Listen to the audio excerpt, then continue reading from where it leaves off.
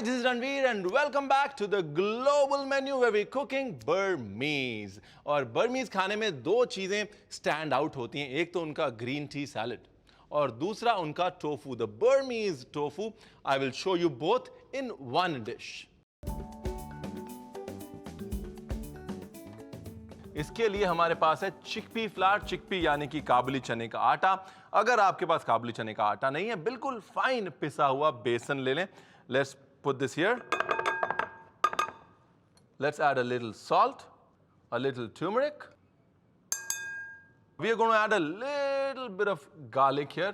बिल्कुल थोड़ा सा. It's optional. If you want, you can. नहीं तो मत डालिए. Water. Again, this is optional. We add a little bit of fish sauce only for sharpness. देखिए बर्मा में फिश सॉस लगभग हर चीज़ में पड़ता है. अगर आप वेजिटेरियन हैं तो फिश सॉस मत डालें. हल्का सा मैं इसमें डालूंगा lemon juice for sourness. And now we will make this into a very thick paste. एक थिक पेस्ट बना लेंगे. और अब सबसे मुश्किल काम देखिए, मुश्किल कुछ नहीं है, इसको सिर्फ स्टीम करना है. Alright, now the batter is ready, it's rested. इसके अंदर हम डालेंगे थोड़ा सा माइल्ड शेडार. Nice, lovely. पोल में डालते हैं ऑयल और ऑयल के ऊपर डाल देते हैं अपना मिक्स. अब ये जो टोफू है बर्मीज टोफू के नाम से जाना जाता है. इसके जो रीजन्स हैं those are Tibetan. If you meet Tibetan people, if you eat with them, you'll see that they use a lot of this. We will slightly flatten it out, ज़्यादा नहीं, बाकी स्टीमर में वो अपने आप फ्लैटन हो जाएगा. Here we go. इसको स्टीम करते हैं पकने तक. अगर हम हाई टेम्परेचर पे स्टीम करते हैं, I would give it approximately 15 to 17 minutes. 15 minute बाद एक बार चेक कर लेंगे. चलिए, ये तो एक इंटरेस्टिंग डिश थी. अब दूसरी इंटरेस्टिंग डिश बनाते हैं बर्मा की, which is the green tea salad. भाई आपको चाय भी तो खिलानी है. So normally what you get as green tea in the market is this. This is fresh green tea and this is fermented green tea. ये fermented green tea है, इसलिए थोड़ी डार्क है, और ये फ्रेश ग्रीन टी है, इसलिए green है. अब इसको ट्रीट कैसे करना है, ध्यान से सुनिएगा. इसको पहले हमने गर्म पानी में डालना है, आधे घंटे तक रिंस करना है, निकाल देना है. उसके बाद 24 घंटे तक ठंडे पानी में डाल के रखना है. उसके बाद हमको लेनी है ग्रीन टी, उसमें डालनी है हल्की सी शुगर, हल्का सा जिंजर, और उसको 3 से 4 दिन तक एक जगह छोड़ देना है, डार्क जगह, फर्मेंट होने के लिए. और वो फर्मेंटेड टी मैंने तैयार की हुई है. थोड़ी सी है लेकिन फर्मेंटेड है और खुशबू बड़ी अच्छी. Some sesame seeds, peanuts. Let's take them out. Now we'll take some cabbage. Let's put this on the side. Burmese tofu से उनके मिजाज पूछ लेते हैं. Lovely. I'm going to shock it in the fridge. इसको झटपट से फ्रिज में डालता हूं ताकि ये ठंडा हो जाए और काटने में आसान रहे. देखिए कायदे से सिर्फ ग्रीन टी यूज होती है इस सैलड में, लेकिन हम ग्रीन टी के साथ में कैबेज को मिक्स कर लेते हैं, हल्का सा पाउंड कर लेते हैं ताकि फ्लेवर्स अच्छे से मिक्स हो जाएं. Sometimes green tea can be very bitter for the Indian palate. बहुत जगह बर्मा में जब मेहमानों को खिलाया जाता है तो उसमें भी हल्की सी कैबेज मिला दी जाती है.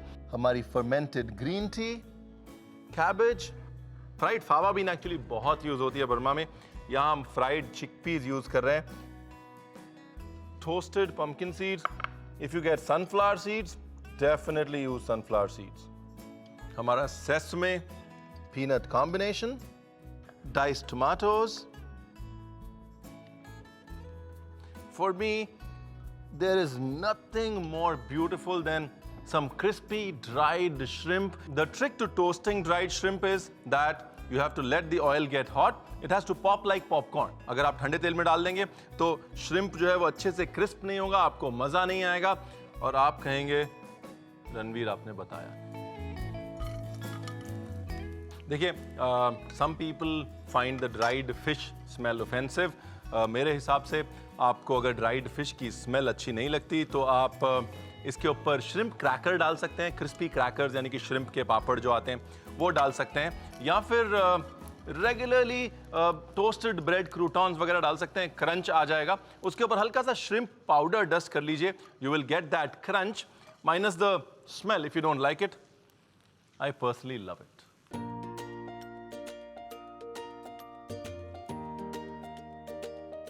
इस टोफू को कर लेते हैं हम डाइस।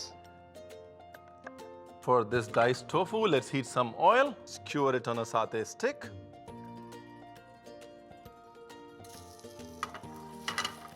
अगर आप गुजरात या राजस्थान में बैठे हैं, खासतौर राजस्थान में, I know what you're thinking.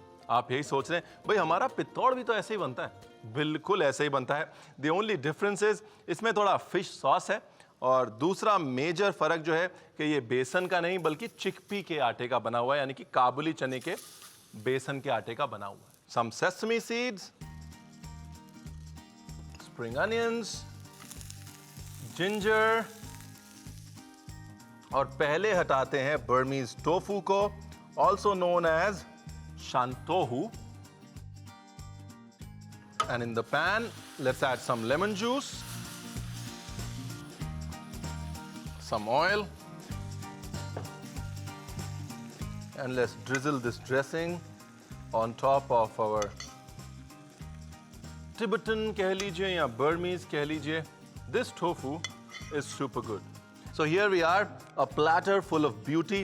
दो typically Burmese dishes, एक टोफू जो टोफू नहीं है, और दूसरा ग्रीन टी जो आप खा सकते हैं. Do try it. Have a look at the recap.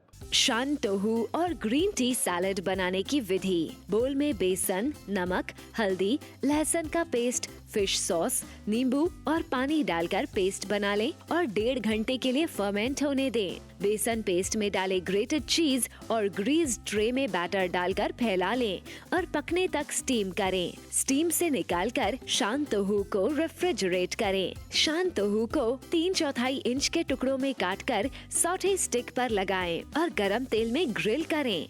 उस पर डालें तिल, हरा प्याज और बारीक कटी अदरक। टोहू को पैन से निकालकर डालें नींबू का रस। ग्रीन टी सैलेड बनाने के लिए पैन में तिल और क्रश्ड मूंगफली को टोस्ट करें। स्लाइस्ड पत्ता गोभी को फर्मेंटेड ग्रीन टी के साथ मिक्स करके प्लेट में रखें और डालें फ्राइड चना, भुने कद्दू के बीज, तिल, मूंगफली और डाइस्ड टमाटर। फिर डालें फ्राइड ड्राइड श्रिम्प्स। शान टोहू पर टोहू ड्रेसिंग डालकर फर्मेंटेड ग्रीन सैलेड के साथ सर्व करें। शान टोहू और ग्रीन टी सैलेड को लेमन वेज के साथ गार्निश करें। शान टोहू और ग्रीन टी सैलेड तैयार है।